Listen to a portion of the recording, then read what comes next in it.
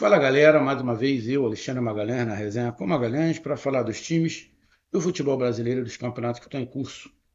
Brasileirão 2025, Série A, 21ª rodada. E aqui no Rio de Janeiro, em São Januário, tivemos Vasco da Gama e Corinthians, dois times que estão na Copa do Brasil. O jogo no meio de semana, as quartas de final, o Vasco enfrenta o Botafogo e o Corinthians joga contra o Atlético Paranaense pela primeira partida das quartas de final. Se enfrentaram e deu Corinthians. O Corinthians venceu fora de casa o Vasco da Gama por 3-2, com uma polêmica, tá? Com uma polêmica. Mas, sendo bem sincero, justo. A vitória do Corinthians e a gente vai falar sobre isso. Então eu peço a você, meu amigo torcedor vascaíno, que está triste. Bom, dificilmente o torcedor do Vasco fica feliz, né? São coisas pontuais, o Vasco está feliz. E você, meu amigo torcedor do Corinthians, pode estar feliz com a atuação, porém, a gente tem que lembrar que o Corinthians tomou 2 gols do Vasco, né? Bem, um foi de pênalti, tá? E esse pênalti aí tem a polêmica que a gente vai falar aqui, mas tomou 2 gols. Então, para você, meu amigo torcedor do Vasco, meu amigo torcedor do Corinthians, eu peço que você curta, compartilhe, inscreva-se no canal, dê o seu like, ative a notificação, coloque nos comentários. Se você quiser ajudar o canal a crescer, você pode dar através do Pix, que é o número do nosso WhatsApp. Você pode dar através do Superchat, quando estiver fazendo lives. E você pode dar através do clube de membro do canal Redeu com Magalhães aqui embaixo de azul. E agora você pode ajudar através do Valeu, que é esse coração do seu frango está do lado para compartilhar. Mais uma coisa, não deixe de se inscrever no canal, que é mais da metade da galera que acompanha o canal não é inscrito. Então dá essa moral pro canal, inscreva-se no canal. E não deixe de hypar os vídeos que você está assistindo. Hypar é uma maneira de você pontuar o vídeo que você está assistindo. É simples. Assim que você curtir, vai aparecer uma abinha escrito hypar, você vai lá e clica, você vai estar ajudando o canal a crescer. Então vamos aqui de cara logo para a classificação de como ficou a tabela. Bom, com esta vitória, o Corinthians está aqui na 11ª colocação com 25 pontos em 21 jogos. O Corinthians não tem nenhum jogo atrasado. O Corinthians pode perder essa 11ª colocação para o Atlético Mineiro, né? O Atlético Mineiro vai jogar e pode passar o Corinthians. É só o Atlético Mineiro empatar que o Atlético Mineiro passa o Corinthians. O Internacional não. O Internacional já jogou e perdeu. O Corinthians, o Grêmio jogou e empatou. O Santos perdeu, ou seja, ninguém passa o Corinthians, a não ser o Atlético Mineiro. Então, no ruim, o Corinthians termina na 12ª colocação. Mas mesmo assim, numa situação complicada, porque 25 pontos são 6 pontos da zona de rebaixamento. Não está muito confortável, mas dá uma respirada, até porque se perde para o Santos, para o Vasco, poderia trocar de lugar com o Vasco, porque o Vasco ia a 22 pontos e o Corinthians iria ficar com 22. Só que aí o Vasco ia ficar com 6 vitórias e o Corinthians com 5.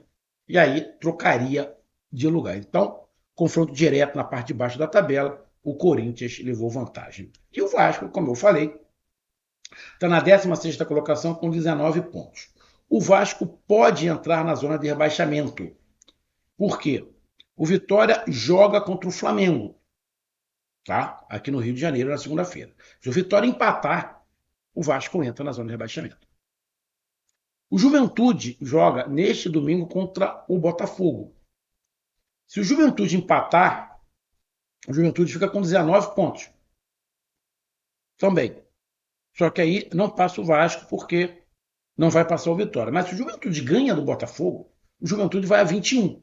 E aí o Vasco entra na zona de rebaixamento. Então, o Vasco ainda corre o risco de terminar a 21ª rodada na zona de rebaixamento. Vamos aqui logo para a polêmica. Bom, a polêmica foi o pênalti. Que a bola bateu na mão do jogador do Corinthians, isso é indiscutível, tá? Isso é indiscutível. Mas por que eu estou falando que tem polêmica? No mesmo horário que estava dando o jogo Corinthians e Vasco e Corinthians, estava dando o Bahia e Santos. No jogo Bahia e Santos, o jogador do Bahia teve um lance muito parecido com o do Corinthians, quando é Ramalho. O jogador do Bahia, com o braço estendido, a bola bateu. Lá no jogo do Bahia, o árbitro não foi nem no VAR.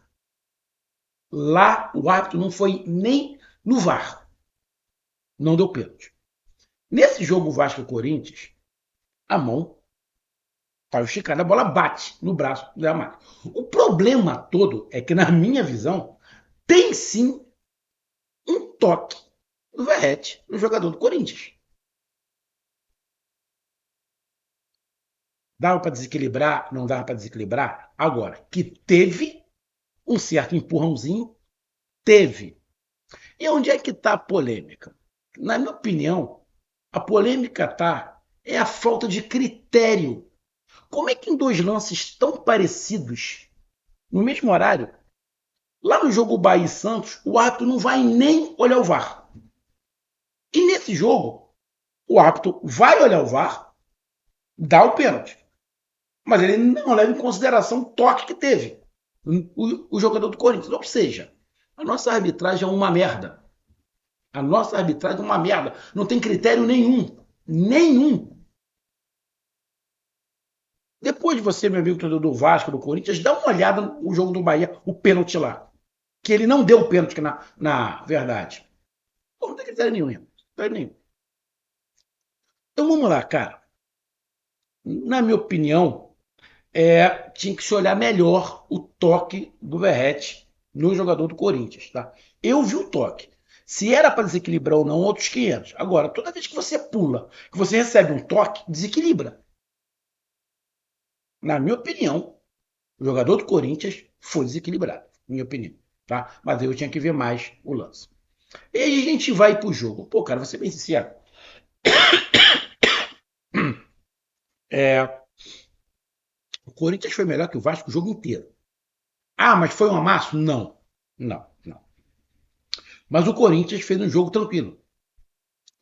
O Corinthians marcou alto, marcou no meio, conseguia criar jogadas. O Vasco não conseguia marcar. A maioria das jogadas eram no improviso. Os jogadores meio perdidos, sem saber direito o que fazia. Marcação zero. Muito erro de passe. Ou seja, para resumir, o Vasco, uma bagunça. Uma bagunça tática, tecnicamente inferior ao do Corinthians. O Corinthians muito bem centralizado. Conseguia marcar a saída de bola, roubava a bola, criava situações, dificultava o Vasco ficava com a bola, mas não conseguia entrar na área, porque ficava tocando para lá e para cá, para lá e para cá, para lá e para cá. O Vasco teve mais posse de bola que o Corinthians, mas não adiantava nada, porque ele ficava tocando para lá e para cá. Assim, e não conseguia infiltração. Sem inteligência alguma para criar alguma coisa. O Corinthians foi, sim, na minha opinião, taticamente, os 90 minutos, melhor do que o Vasco, tática e tecnicamente. Agora o Corinthians fez um jogaço. Não, se o Corinthians tivesse feito um jogaço, teria enfiado uns 6, 7 no Vasco. Hoje. O Corinthians fez um bom jogo. Mas tomou 2 gols. Um desses de pênalti. E o outro, porra, a defesa do Corinthians parou, né? Dormindo. Tomou um gol nos acréscimos, o segundo gol nos acréscimos, e na saída de bola o jogador do Corinthians entregou a bola no pé do jogador do Vasco, quase que toma empate. Então, falar, não, o Corinthians foi muito superior. Não, calma aí. O Corinthians foi melhor, sim. Mas o melhor do Corinthians em cima do Vasco, não dá para falar que o Corinthians vai disputar alguma coisa. Vou ser bem sincero. Ah, tá na Copa do Brasil, chegou às quartas de final, legal. Pode ser até campeão da Copa do Brasil. Pode, pode. Que, a minha opinião, os principais candidatos já saíram, que é o Palmeiras e o Flamengo.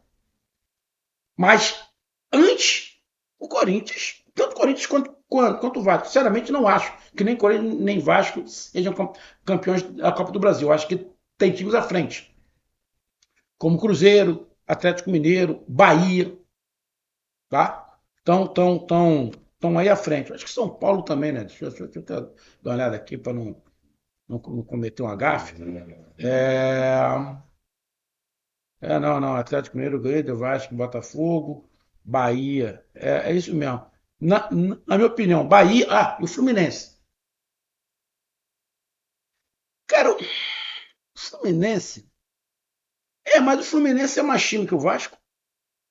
Eu acho que o Fluminense também, se pegar ali algumas. É meio parecido com o Corinthians, mas eu não acho que o Corinthians tenha força para ser campeão da Copa do Brasil, muito menos o Vasco. Né? Mas Atlético Mineiro, Cruzeiro, Botafogo, esqueci do Botafogo. O Botafogo, o Bahia, o Fluminense, na minha opinião, estão tudo à frente de Corinthians e Vasco. Tá? Então você pega os números aqui, são muito parelhos, né? Em número de chutes, o Corinthians chutou mais, chutou 14, 7 em direção ao gol. O Vasco só chutou 13 em direção ao gol. O Vasco teve mais posse de bola, mas uma posse de bola que não servia para nada, nem para evitar o gol. E quando você tem posse de bola, essa posse de bola tem que te ajudar em alguma coisa, até para não tomar gol. Porra, no Vasco nem isso serviu, né? Porque o Vasco teve mais posse de bola e tomou 3. Não serviu para nada. Então, amigo torcedor de Vasco e Corinthians, o Corinthians mereceu, o Corinthians foi melhor, não foi um jogaço, não amassou, mas foi melhor tática, tecnicamente, e conseguiu controlar o jogo boa parte do tempo e foi muito mais efetivo do que o Vasco. O Vasco não mostrou absolutamente nada. Aquela vitória do Vasco de 6-0 sobre o Santos, irmão, foi uma das coisas mais mentirosas que aconteceram no futebol. O time do Santos é fraco, tão fraco quanto o do Vasco. O tanto que você vê o Santos onde está. Né? Só que esse Santos, que é fraco, na tabela está na frente do Vasco. Para você ver como aquele placar foi completamente mentiroso.